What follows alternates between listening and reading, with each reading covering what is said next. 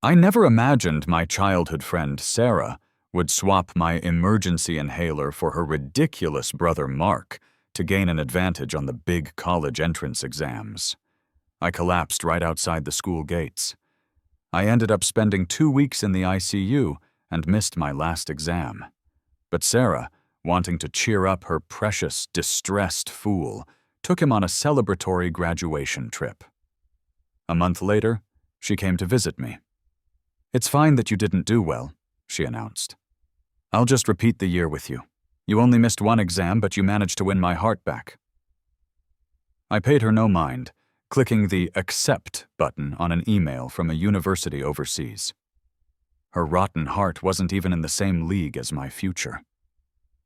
Sarah was sprawled on my sofa, flipping through a photo album I had left on my desk. "You really should have been more careful about where you keep your own medicine," she said casually. "To grab the wrong thing at a moment like that. I'm just speechless." Her tone was light and airy, her expression completely indifferent. There wasn't a hint of guilt. It was as if she wasn't the one who had gone through my backpack and switched out my inhaler. The album opened to a picture of me in middle school. She pointed at my awkwardly short haircut and snickered. "You were such a country bumpkin back then. Your clothes were all baggy and your hair looked like a dog chewed it. You didn't look like a handsome guy at all. I honestly can't believe I was so blind, so crazy about you, that I threw away piles of love letters just to stay by your side." Sarah was right. She really had been in love with me once. My mom and her mom are best friends. Sarah and I were born only a few months apart, and we grew up together from the time we were toddlers. For the past 18 years, aside from our own families, we were the ones who had spent the most time with each other. Sarah was always a rule breaker, never listening to anyone. She'd get into a fight over the smallest thing. It was only with me that she was as gentle as a kitten. Actually, back then, I was a clean-cut guy with a bright smile who received plenty of love letters myself. But after every letter, Sarah would pick a hysterical fight with someone. She'd come back with a bruised face or her arm in a sling. Mrs. Thomas, her mother, was called into the principal's office so often she was at her wit's end. That was the first time I couldn't control her. No matter what I said, she wouldn't listen. Finally, I gave her the silent treatment for days. She panicked, cornering me on a tree-lined path in our neighborhood with eyes so red they were frightening. "Are you an idiot? I'm jealous. I like you so much that when anyone else likes you, I get so bitter I could kill them. Ethan, you're the biggest idiot in the world, the biggest fool." She ran off into the pouring rain, leaving me with a view of her heartbroken back. That night, through the thunder and lightning, I tossed and turned, thinking about her red eyes and the 15 years we had spent loving and fighting each other. The next day, I shaved my head, stuffed my crisp white shirts into the back of my closet and pulled on a baggy t-shirt. To anyone who asked, I just said I needed to focus on my studies. But when my eyes met Sarah's, the shock and emotion in them proved she understood completely. She was the type who couldn't keep her eyes open while studying, but she started forcing herself to cram books until midnight. With dark circles under her eyes, she told me seriously, "If I don't work hard, I'll just get further and further away from you. I want to stay by your side, guard my future. I'd do anything for you." She didn't have a patient temper. If someone so much as touched her, she'd pounce like a cat. But no matter how I teased her or how many difficult problems I threw at her, she'd just take it, smiling sheepishly. She, who cared so much about her pride, even brought me a thermos of hot water and stomach medicine in front of everyone during gym class when I had a sudden stomach bug and couldn't stand up straight. She even thoughtfully included a few hand warmers. When someone joked that I was spoiled and had trained Sarah like an obedient dog, she lunged at them and nearly tore off a piece of flesh. "I'm his dog! I'm happy to be his dog, and I'll bite anyone who messes with him to death." From then on, everyone knew I was Sarah's one exception. The one person you couldn't touch. Until Mark moved into the Thomas house. He was the son of Mr. Thomas's good friend. After his parents died in a car crash, he was left to live with his elderly grandmother in the countryside. Mr. Thomas felt sorry for him and brought him to live with them. He enrolled in our school, joined our class, and because he didn't know anyone, Sarah offered to be his deskmate. That was the first time I gave in, moved by Mark's pitiful story. I figured Sarah and I were both too fortunate, too blessed. People wrapped in sunshine should share a little warmth with those soaked in dampness. But later, the birthday present Sarah stayed up all night to make for me, the souvenirs she had someone bring back from abroad, and the chance to join a band together. They all ended up in Mark's hands after one of his teary-eyed, pathetic displays. I protested, but Sarah just scolded me impatiently. "He's already so pitiful living in someone else's home. You want me to give him the cold shoulder on top of that? Ethan, have a heart. These things are just decorations in our lives, but to him they're a rare ray of light. What's the big deal if we let him have them?" In the end, it got to the point where a hiking trip we had planned was canceled by Sarah because Mark suddenly came down with a stomach flu. She announced in our group chat, "Group activities should include everyone. Leaving Mark behind is just forming a clique, and I won't allow it. Ethan, stop being unreasonable." She promised to take me, shopping to make it up to me, but instead she went with Mark to visit his parents' graves. "We can go shopping anytime. The dead come first. Ethan, be more considerate. Don't hold a grudge against the deceased." Even when I chose my favorite hot pot and sushi for my birthday dinner, she complained. "Mark has acne. He can't eat spicy food. And his stomach is sensitive, so sushi will give him a stomachache. Ethan, let's pick something else. It's just one meal. Don't make a big deal out of it." Mark this, mark that. Her world revolved around Mark. I was completely pushed out of their circle, yet I was the one labeled the bad guy, constantly lectured and hurt by her. But every time I tried to distance myself, she would shamelessly crawl back, apologize, and then immediately turn around and push me aside for Mark again. It was a repeating cycle. I was in constant, quiet pain, and eventually my heart grew cold. My best friend, Sam, was furious. "How did things get like this? It's like you're the secondary male character who had his luck stolen. All of a sudden, you've lost all your shine in Sarah's eyes." He was right. After clashing again and again, Sarah had come to resent me. Unwilling to be the jilted secondary male character, the villain everyone loved to hate, I quietly submitted my applications to study abroad and removed myself from their little world. I used studying as an excuse to completely fade out of Sarah's life, deliberately avoiding any interaction with her. But Mark, crying, cornered me in the stairwell. "It's all my fault. I'm just unlucky and useless. That's why Sarah takes care of me so much. I've made you unhappy, Ethan. Just hit me. Go on. Hit me hard." He suddenly grabbed my hand and started slapping himself with it, then staggered sideways and tumbled down the stairs. A large crowd on the field below witnessed me pushing Mark down the stairs. Rumors that I was bullying the orphan Mark spread like wildfire. A post on the school's online forum meticulously listed my supposed acts of bullying, forcing him to go hiking when he had a stomach flu, screaming at Sarah, forbidding her from going with him to visit his parents' graves on their death anniversary, deliberately taking him for sushi, knowing his stomach was weak, to make him miss a practice exam, giving Sarah the cold shoulder to force the Thomas family to kick out poor, helpless Mark. One by one, the stories twisted the truth, dragging my name through the mud.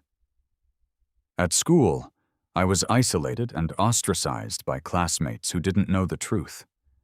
My notes were stolen, my books were torn, and my homework was covered in curses. I had become the villain everyone loved to hate, deserving nothing less than a tragic end where my family was ruined and my life was a living hell. Mark was the pure white lotus from a poor background, strong, independent, never giving up, and even matching me academically. They pitied him, protected him, and coddled him like a fragile seedling in a storm. The malice even extended to my parents, who were subjected to a vicious campaign of online harassment. They sent funeral flowers to my dad's office with a little note. If you won't let others visit their parents' graves, then get ready to visit your own. I sent the flowers in advance. You're welcome. My mom's chain of bakeries was hit with false accusations of using cheap ingredients, selling stale cakes, and having unsanitary conditions. She was buried under a mountain of complaints and endless inspections. The high-profile attacks destroyed her reputation and her business, forcing her to temporarily shut down. My mom's dream, built over a decade, was about to be destroyed by this baseless disaster. She tried to act cheerful to comfort me, but she was so worried she couldn't sleep, losing a ton of weight. I had been doted on by my parents my whole life. I had everything I ever wanted, and even a small scrape would break my mom's heart. That cyberbullying campaign was the biggest hardship I had ever faced. Overwhelmed with panic and helplessness, I almost decided to end my high school career early, pack my bags, and flee the country to get out of the main character's way. But I couldn't accept it. I wasn't the one who had done anything wrong. Why was I the one being labeled and treated like a pariah? Sarah, who had witnessed everything, could have said something to defend me, but she didn't answer my texts or calls. Instead, when I went to school to pack up my books and study from home, she sneered. I only see Mark as a little brother. He lost his parents. As the closest person to him, what's wrong with me being nice to him? Is that any reason for you to be so jealous you'd try to kill him? He has a broken bone. You happy now? Your spot as #1 in the city is safe, right? Wow, playing the victim. Now I see you for who you really are. With one slap, I shattered our 18 years together. Numb with pain and fury, I called the police. What a shame. It took you 18 years to finally see me clearly. The hallway security camera had clearly recorded Mark stumbling and the sharp sound of his voice begging me to hit him. When the police came to collect the evidence, the school couldn't refuse them the way they had refused me. Faced with the evidence and questions from all sides, Mark shook his head, his eyes welling up. It's all a misunderstanding. I never said Ethan pushed me. He never said I pushed him, but he never said he fell on his own either. With his pitiful act, saying nothing and letting the ambiguity hang in the air, he had thrown me to the wolves. Even while I was suffering through sleepless nights from the intense cyberbullying, he updated his social feed. There's always a rainbow after the storm. Keep going, Mark. Sarah comforted him in the comments. No matter how big the storm, I'll always be here to hold the umbrella for you. Their interaction not only confirmed the rumors, but also solidified Mark's image as the strong, innocent victim. I was the one being roasted over the coals, forced to prove my own innocence, yet when the truth came out, his eyes welled up with tears as if I were the one picking on him. The teachers and students, mindlessly protective of their main character, Mark, started trying to smooth things over. Mark is timid.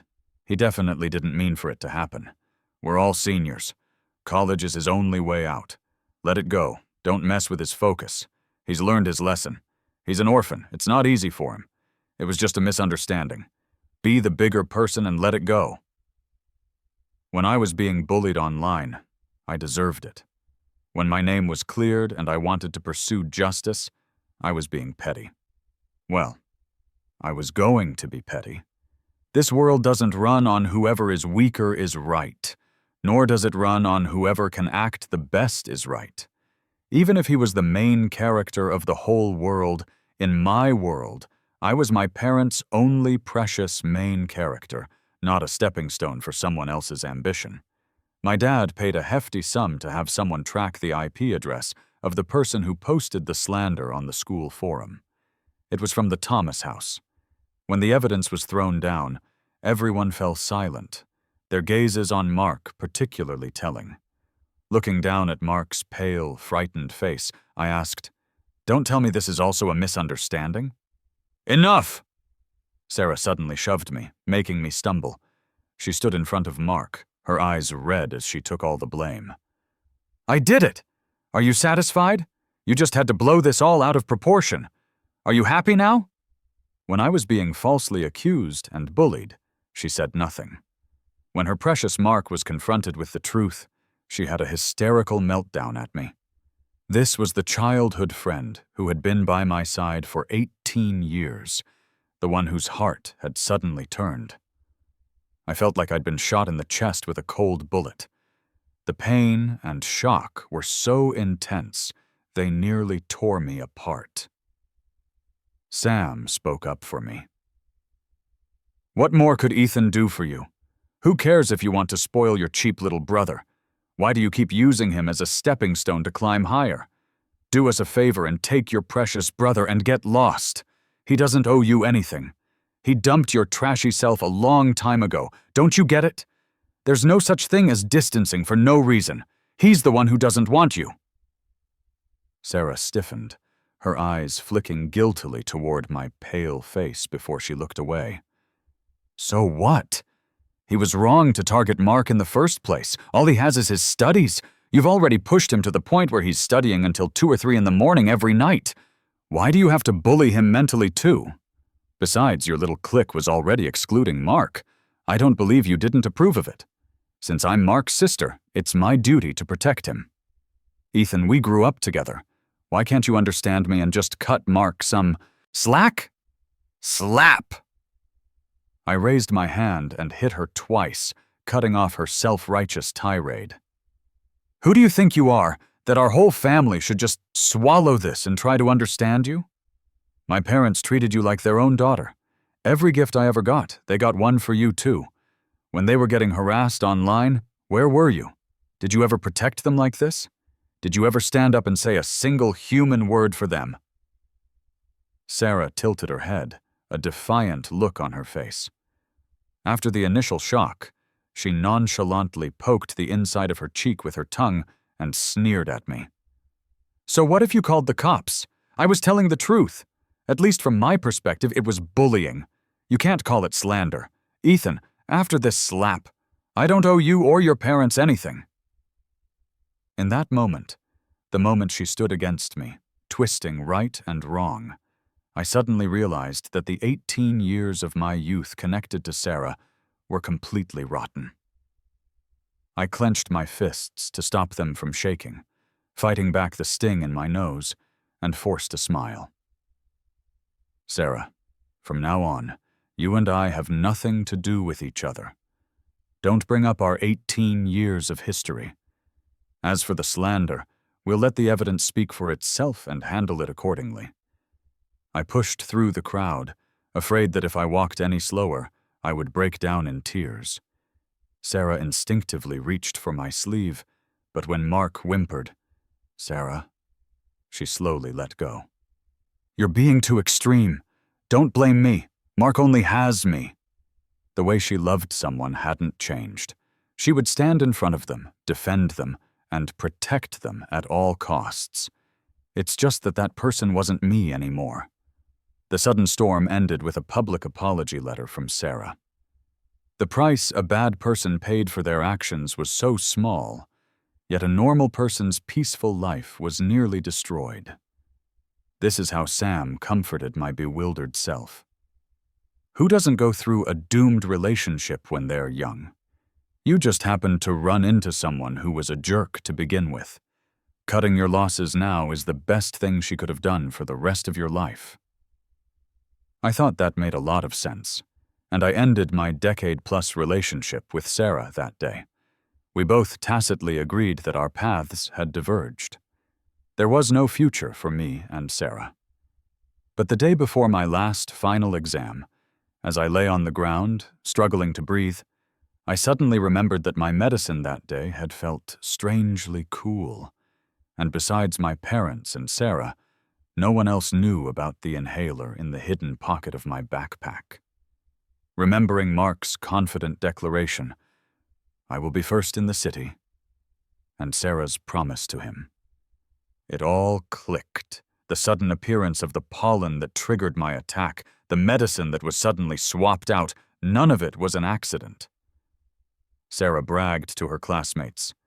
"The Millers sicked the cops on me for no reason and almost got me framed. Everyone knows we're not together anymore." I'm sad Ethan missed his last exam, but he can't just dig out my heart because he's upset.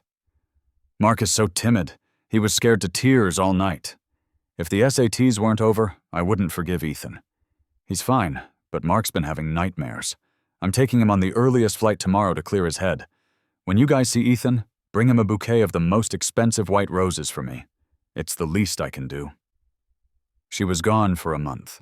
She showed up today because her mom, Mrs. Thomas, forced her way in under the pretext of visiting my mom. "It's okay if you didn't do well. I'll just repeat the year with you."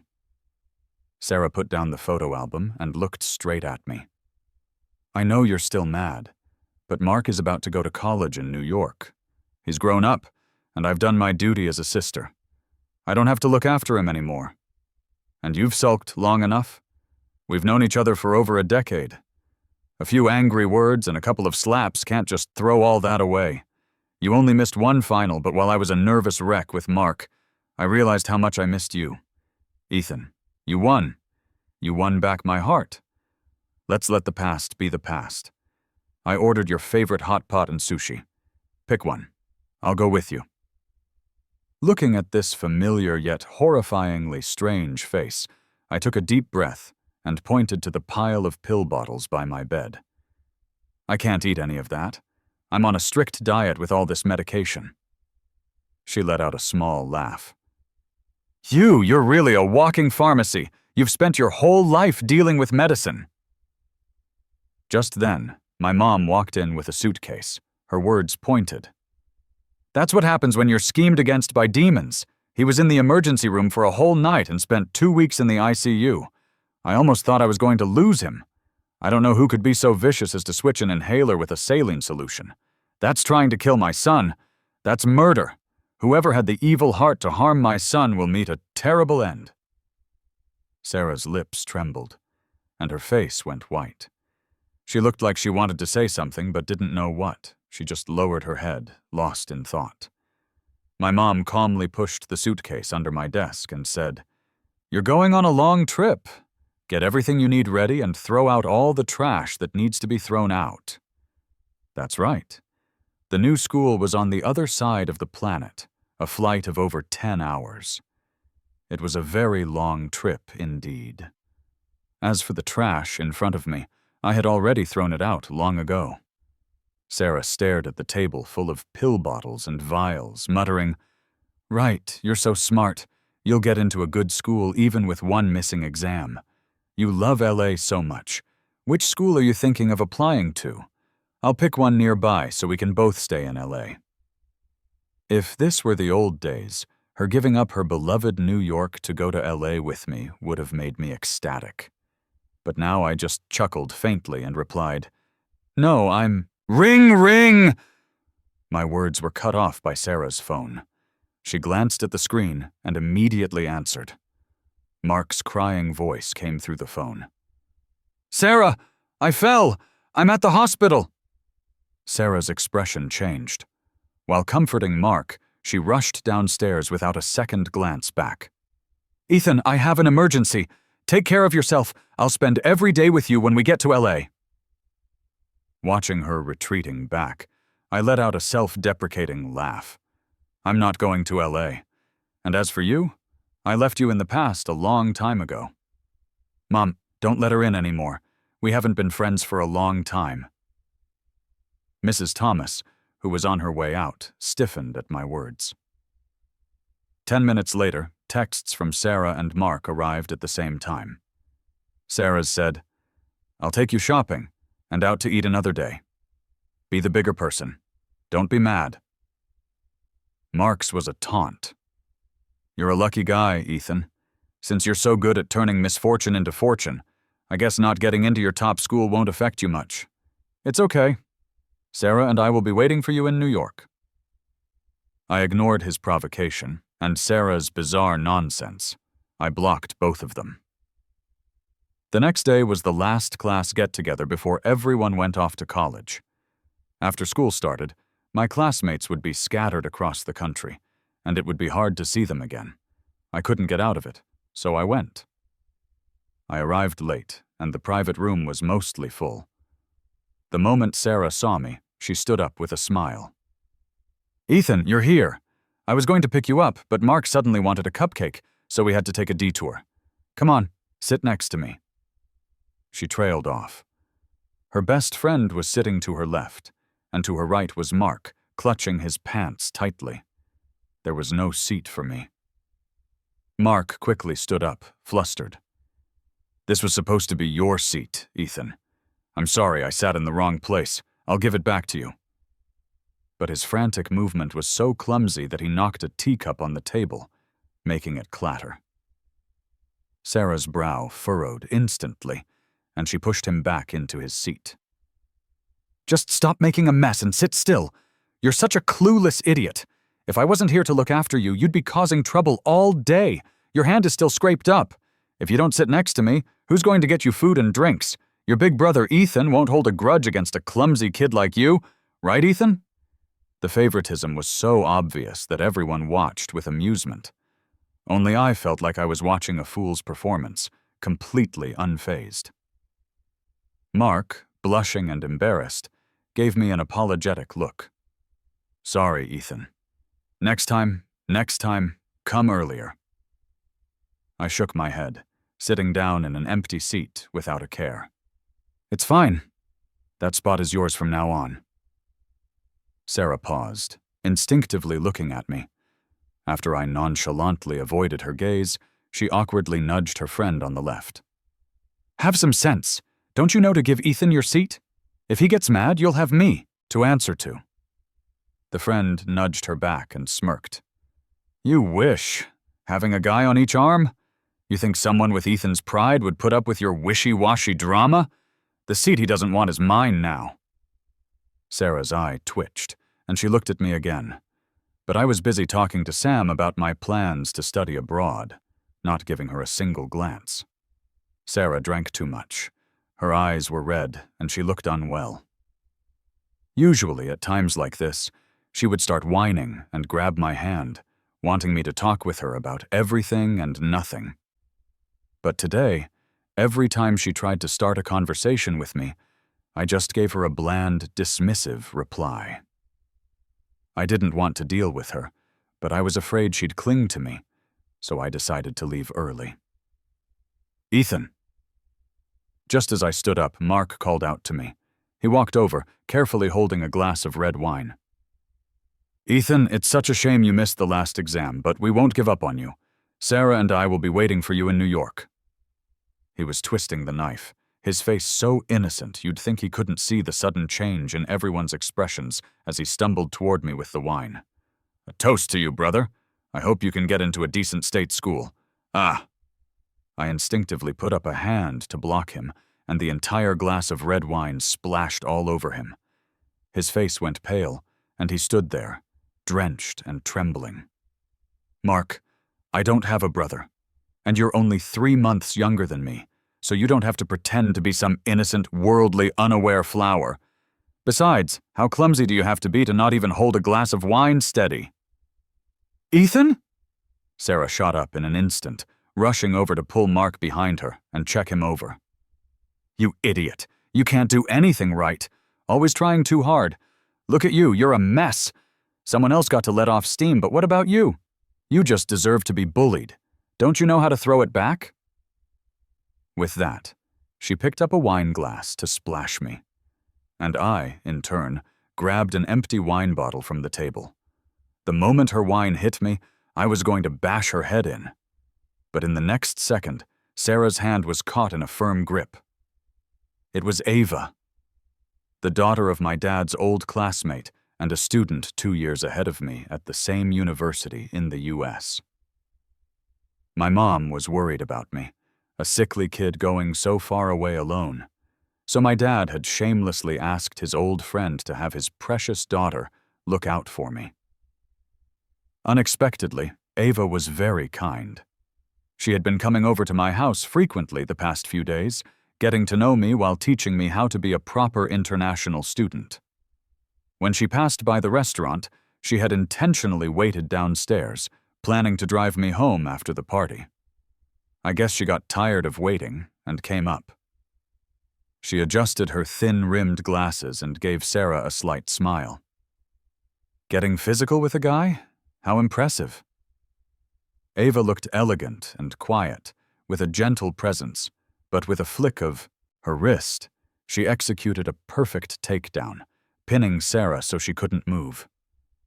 A girl's hands are for creating beautiful things, not for fighting. You didn't understand that before, but I hope you will in the future. Sarah angrily shook her hand off. Who are you? Mind your own damn business. Ava ignored her so completely she didn't even spare her a glance. She took the bag from my hand and asked me softly, Are you okay? Do you need to go to the hospital? I shook my head and smiled back. No need. Let's go home. You've been waiting a long time. Okay. I made you some soup.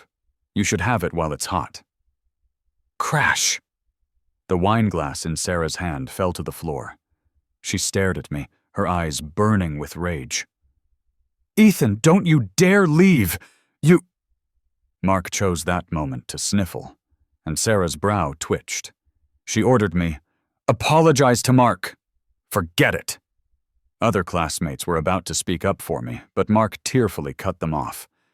He hugged Sarah's arm, biting his lip. It's okay, really, it's okay, Sarah. You're going with me to college in New York, and Ethan obviously can't accept it. He let off some steam so he won't be mad at you anymore. As long as you're happy, Sarah, this little bit of hurt is nothing. Then he turned to me. Ethan, if you're going to blame someone, blame me, okay? I'm the one who forced Sarah to go to New York. I'm the bad guy. You can punish me however you want. I'll take it. His nose was red, and tears streamed down his face. He looked like a martyr. As expected, Sarah's heart broke for him. She chided him affectionately. You idiot! I'm not a child. Who can force me to do anything? Why do you take all the blame on yourself? You're so silly. Not everyone can understand your kindness. Mark bit his lip, tears still on his face, as he shook his head stubbornly. But you're leaving Ethan because of me. If he's unhappy, it's my fault. I had seen enough of this act, experienced enough of it. I didn't even have the patience to argue anymore. I said coldly, Who is Sarah to me? Why should I be unhappy that she's going to New York? Mark, stop with the drama. You and her, to me, you're both just a dirty puddle I've already stepped over. Looking at you for another second disgusts me. And one more thing. Since you know you're full of dirty tricks, maybe use them a little less. When lightning strikes, I'm afraid you won't be able to handle it. With that, I grabbed Ava's sleeve and turned to leave. I'm going to be sick. Let's go home and have that soup. Ava had been standing protectively in front of me the whole time. Only now did her gaze fall on my hand, clutching her sleeve, and a small smile touched her lips. Okay, whatever you say. As we turned, Sarah suddenly grabbed my wrist. She scowled at me, her face full of anger. It's only a 2-hour flight from New York to LA. Do you have to be this mad? It's not like I'm abandoning you. I'm just going to be with Mark for a while until he settles into college. Look at him, he's so clumsy. How can I feel safe leaving him in New York alone? Once he graduates and gets a job, won't you worry about him making mistakes, getting bullied by his boss, or being isolated by his colleagues? No one wants to be the backup, swallowing their pain and bitterness time and again, while watching your sibling drama unfold. but I no longer had the patience to explain any of this to the now irrelevant Sarah. I was just doing my duty as a sister. Can't you understand that? Fine, you win. You found someone like this just to piss me off. I'll give you face. I admit I was wrong, okay? Stop messing around. I've had too much to drink. Ethan, feel my face. Isn't it burning up? Seeing that I was really about to leave, Sarah suddenly changed her tune, rubbing my wrist and shaking it gently. It was her way of surrendering. In the past, I would always soften at her pleading, careful eyes, scold her a bit to let off steam, and then let it go. But this time, I yanked my hand away. Meeting her shocked and furious gaze, I said word by word, "You seem to have forgotten. We're not close anymore. Grabbing a guy you're not close with is inappropriate." As I turned to push the door open, Ava swiftly stepped between us, shielding me from Sarah. "He said you're not close. If you keep this up, it's harassment. You don't want to get hit over this, do you?" An enraged Sarah was held back by a group of classmates as she watched Ava and me get into the elevator. Mark handed Sarah a glass of water and said softly, on purpose, "That older student is so gentle. She even makes soup for Ethan." They're not living together, are they? Sarah's pupils contracted. Staring at the elevator, she unconsciously clenched her fists. On the way home, I was silent. Ava didn't ask a single question. She silently opened a water bottle for me, carefully fastened my seatbelt, and discreetly guided me around small puddles. It wasn't until we were about to go upstairs that she handed me the insulated container with the soup. "It's not your fault." I was taken aback. "What?" She leaned in, her eyes bright as they met mine. "Because a certain big kid has been sending dozens of apology texts all the way home. But you weren't the one who ruined the party. Why should a kind and stubborn boy have to apologize?" I didn't cry when Mark repeatedly threw dirt on my name. I didn't cry when I clashed with Sarah time and again, stubbornly refusing to let tears shatter my pride. But Ava's single sentence made a wave of sorrow wash over me, and my eyes filled with tears. I looked down, my voice hoarse. Because every time I confronted him, I was the one who ended up being blamed. It was my fault for not letting him have his way, my fault for being petty, my fault for hoarding Sarah. I started to think that maybe my just being there was the mistake. Ava's smile faded, replaced by a look of pure sympathy. She reached out and gently brushed my short hair. "But that was your class party, too," she said softly. "Those were your teachers and classmates for 3 years. Why should you have to avoid it just because he's there? Your happiness and success aren't a mistake. His misfortune isn't your fault. That jerk was being a fool. It has nothing to do with you." A tear rolled down my cheek. I felt so broken. "You don't understand. He has this magical power. He makes Sarah protect him unconditionally, makes Mr. Thomas, who always doted on me, treat him like the apple of his eye. Even Mrs. Thomas, she'd rather throw away decades of friendship with my mom than hurt him in the slightest." Ava wouldn't understand. I watched as the people closest to me slowly drifted toward him, eventually surrounding him, standing against me as his protectors. Of my 18 years, all I had left were my parents and my little clique. Ava gently pulled me into a hug. "Of course I do. Just keep moving forward. There are so many more people, a whole bigger world waiting for you to discover. And if you're a little scared, just do what you did today and grab my sleeve. If you want to cry, do what you did today and have a good cry in front of me. He has his magic, but you have your charm too. You haven't even left the country yet, and my friends are already dying to take the little kid out for some fun. But what'll I do? I'm going to be neglected." I burst out laughing. The evening breeze was warm, just like Ava. Gentle and quiet, yet full of a strength that made you want to be near her. After that day, I rarely went out. Ava practically moved into my house, bringing different ingredients over every day to teach me how to cook. She declared righteously, "The #1 survival skill for an international student is knowing how to cook." She was poised and cool, a bookish type with her thin-rimmed glasses, yet she could flip a wok like a pro. My parents gave me a thumbs up and asked her, "You have to cook anyway. Cooking for one is the same as cooking for two. You've seen Ethan. He screams if oil splatters. It's a miracle he hasn't burned down the kitchen. We're really not comfortable with him cooking. How about you two team up? We'll cover the living expenses." A small smile played on Ava's lips. She coolly adjusted her glasses, her long eyelashes fluttering. "Well, since you've put it that way, it would be rude of me to refuse. As it happens, the apartment next to mine is for rent. I'll have a friend hold it for me." My parents were overjoyed. They practically pushed me out the door to see her off and welcome her back. One evening after seeing Ava out, I turned to go upstairs and ran into Sarah, who was huddled motionlessly in a dark corner. Her brow was furrowed, her eyes ringed with dark circles of exhaustion as she glared at me. "Is it because of her? You're not answering my calls, not replying to my texts. Ethan, do you even have a heart?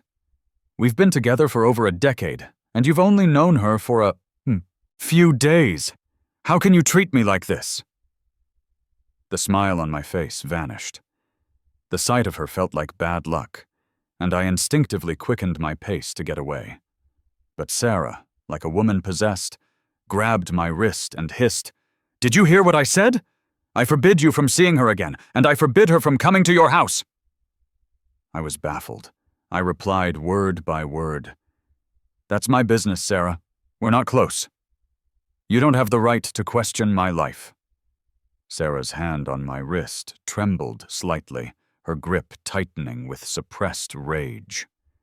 "Ava is bad news. You can't handle her, Ethan. Even if you're just doing this to get back at Mark, you shouldn't have picked her. You have no idea how many pictures she has with other guys on her social media. Do you know what a player is? She's a phony, a rotten person. She's not your kind of people." I let out a short laugh, my brow furrowed as I stared at her audacity. And why exactly should I listen to a rotten person's opinion about my friend? Sarah's pupils quivered. I continued, "It was your precious Mark who told you, wasn't it? That I'm only getting close to Ava to get your attention? To spite you? Right? What else did he say? Sarah, are you blind?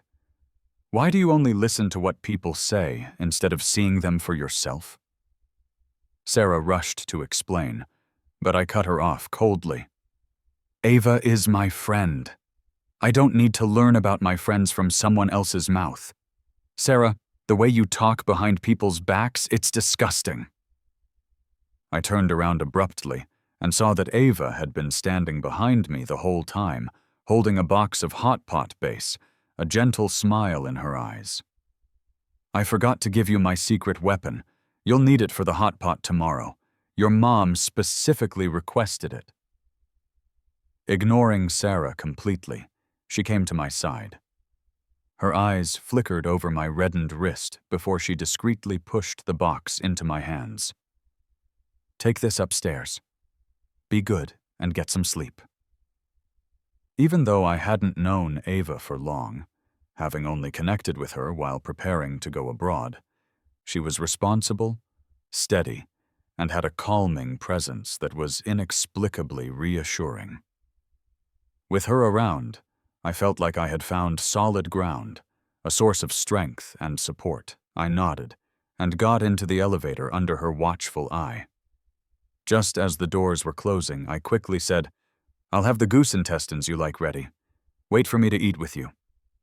The curve of her lips was the last thing I saw as the doors shut. From beginning to end, I didn't give a single glance to Sarah, who was forced to the side, unable to get near the elevator.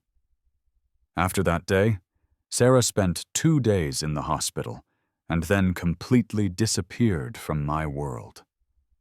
On the 3rd day, we booked our plane tickets to go abroad together. On the 5th day, Ava helped me buy everything I needed to bring. On the 8th day, Ava helped me pack my bags. On the 9th day, I had a farewell dinner with Ava and my close friends. Sam drank too much, slinging an arm over my shoulder, crying and laughing at the same time.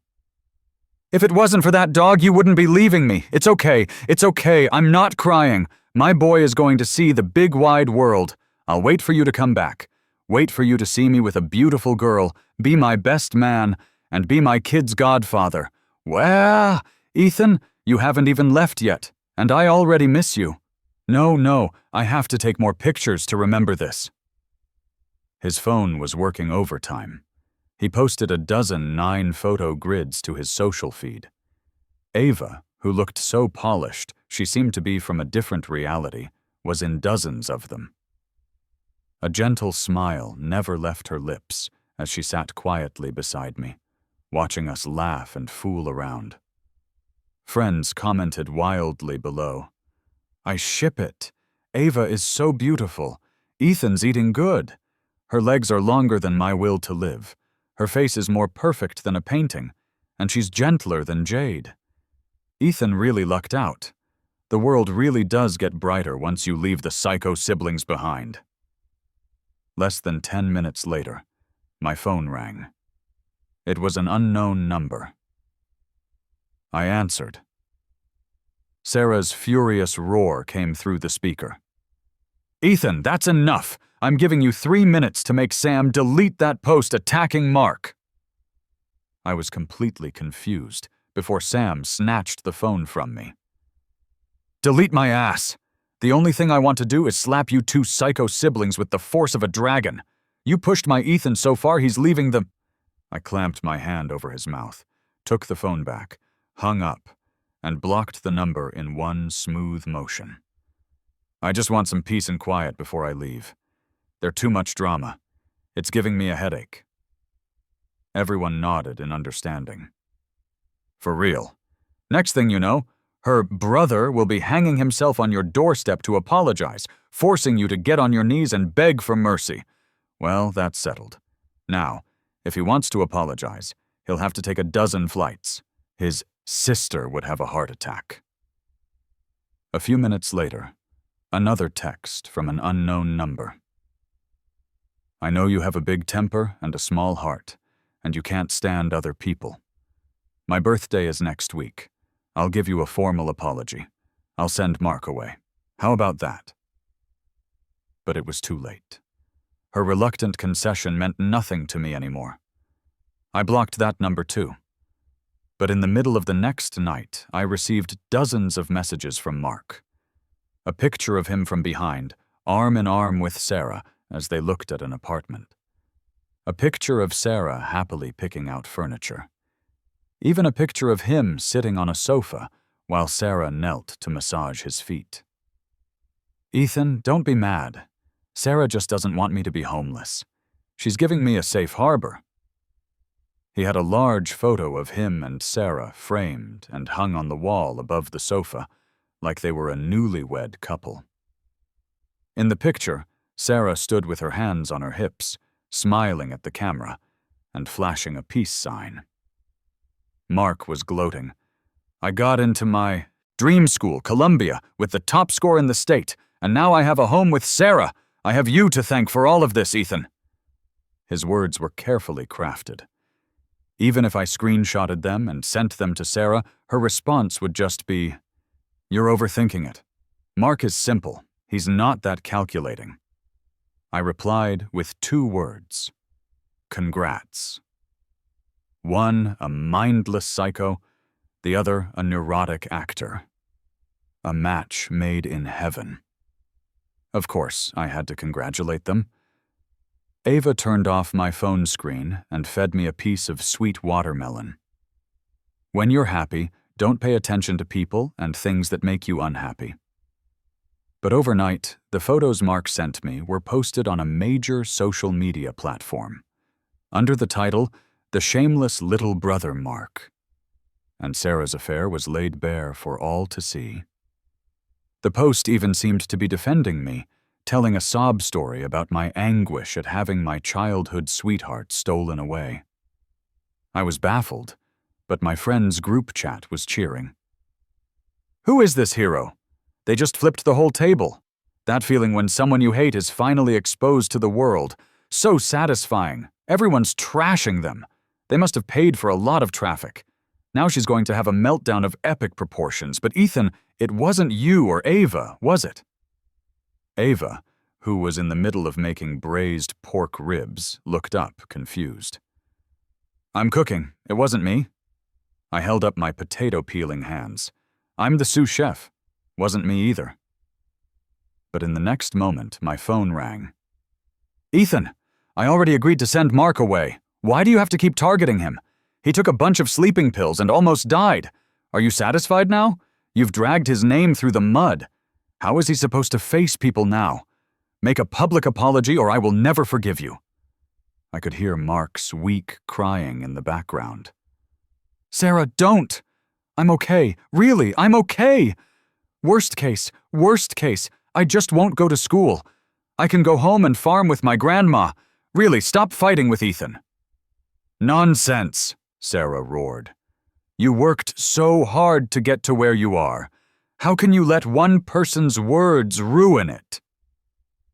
Then her voice turned cold as she ordered me. "Mark only sent those pictures to you.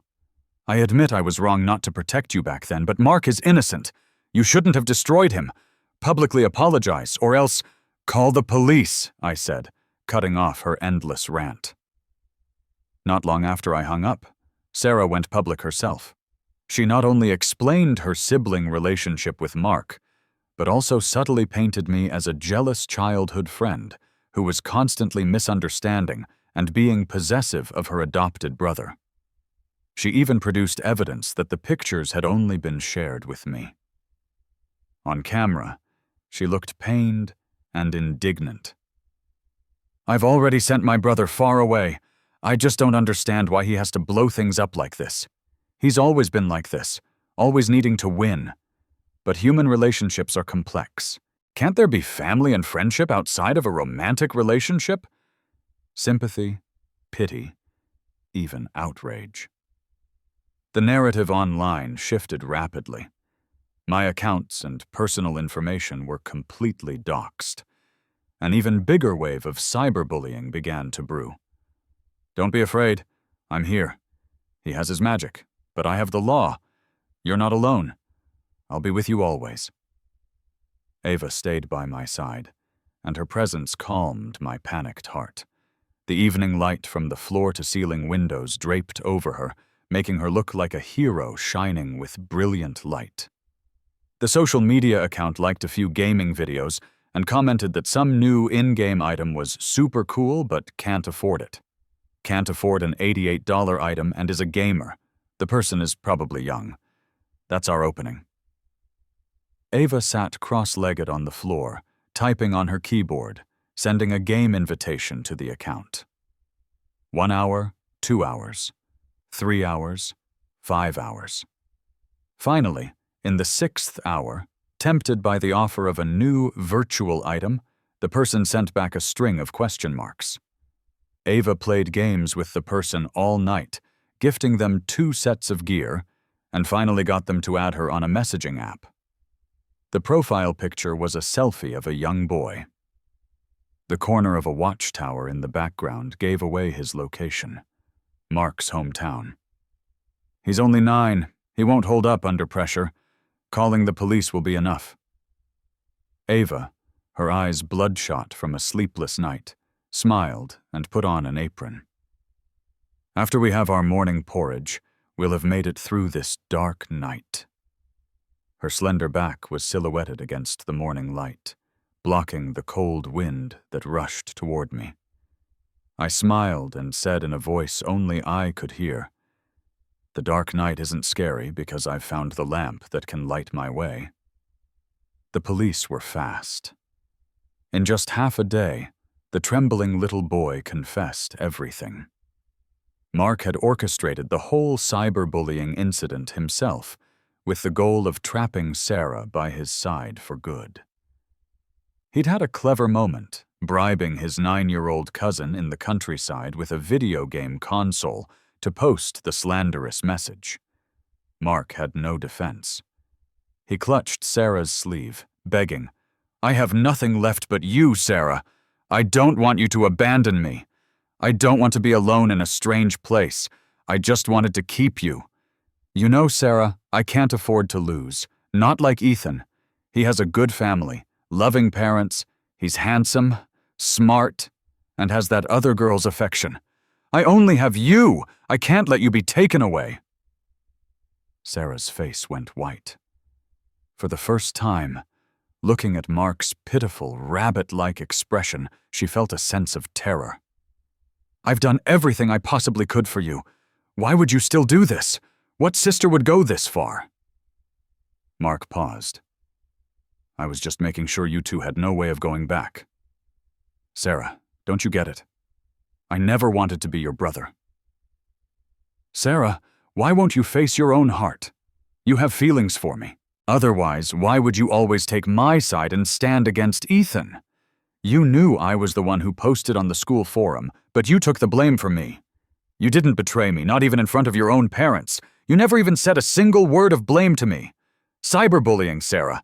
Ethan's dad almost lost his business. His mom's dozen bakeries almost went under overnight, and even his education and his future were almost ruined. But you couldn't even bring yourself to blame me. Sarah, are you going to tell me you don't love me?" Sarah swayed on her feet. I believed your lies. I thought you were driven mad by him, scared out of your mind, and that's why you made a mistake. I'm your sister, and if I couldn't teach you right, it was my fault. It was my responsibility to see it through. I believed you were simple and kind, that you didn't do it on purpose and would never do it again. But you—" Mark laughed, and as he laughed, tears streamed down his face. "Sarah, it was your unconditional protection and favoritism that made me delusional. I fought and clawed and tried to possess everything, and in the end you tell me it was all a misunderstanding. Sarah, you ruined me. Why don't you just die?" Sarah stumbled, nearly collapsing. When she looked up, her eyes met mine. I was watching the show with detached amusement.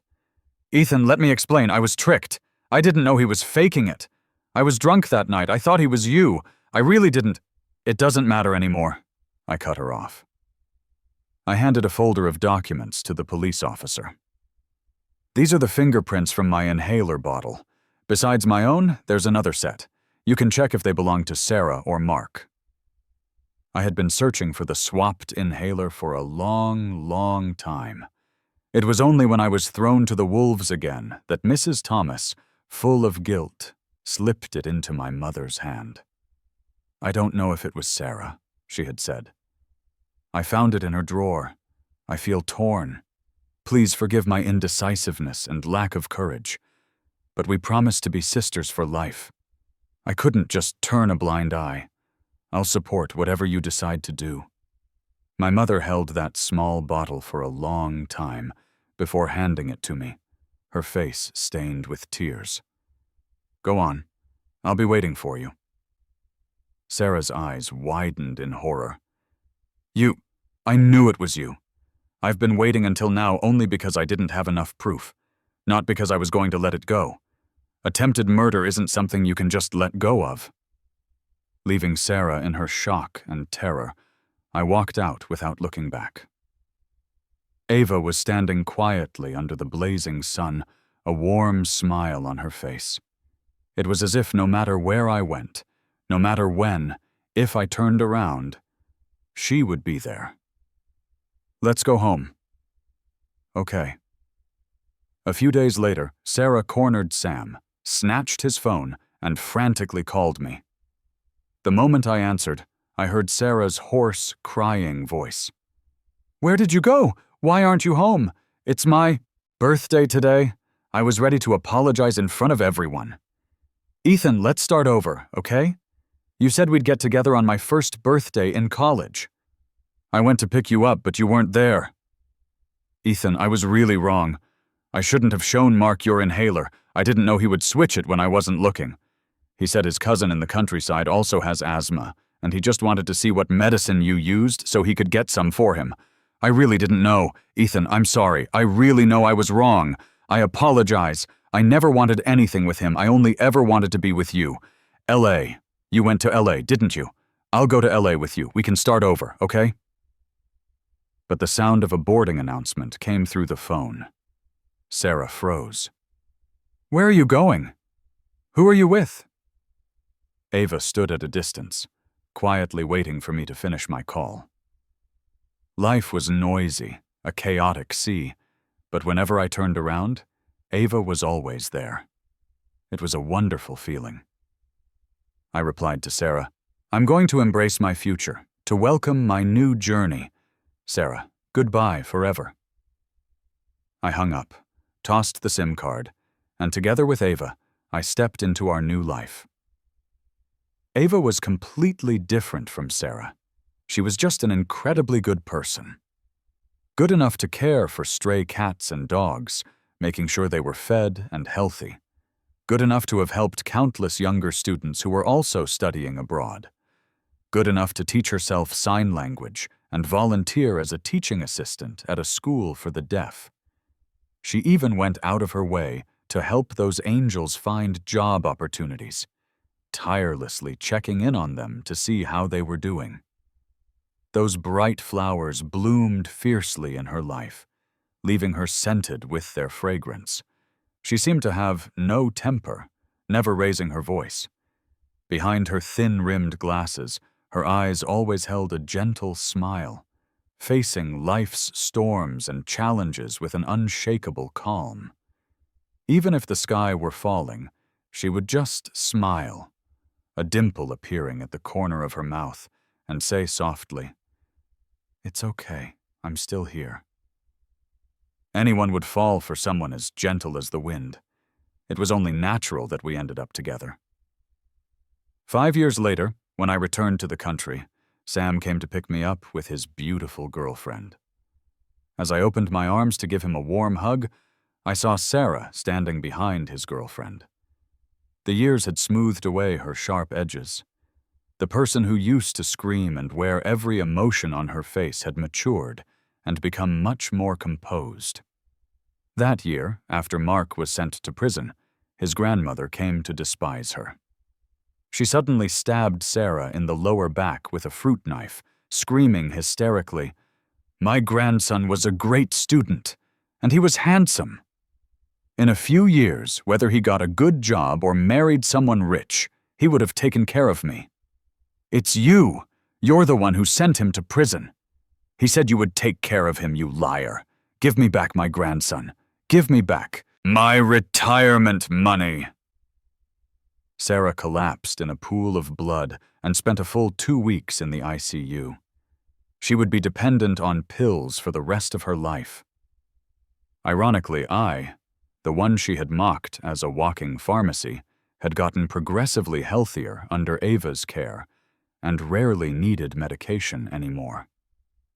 When we got engaged, my mom told me with satisfaction, "Ava healed your body.